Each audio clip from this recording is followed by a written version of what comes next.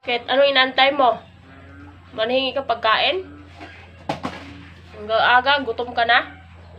Kami nga, wala pang almusal eh. Ha? Huy. Oh. Chuchu, oh. Dali, oh. Kainin mo na, dito na sa kamay ko. Kain na siya. Aga-aga na, hingi na agad pagkain eh. Nakatunga nga na sa pinto. Habang naglilinis akong kuko, kaabang na siya.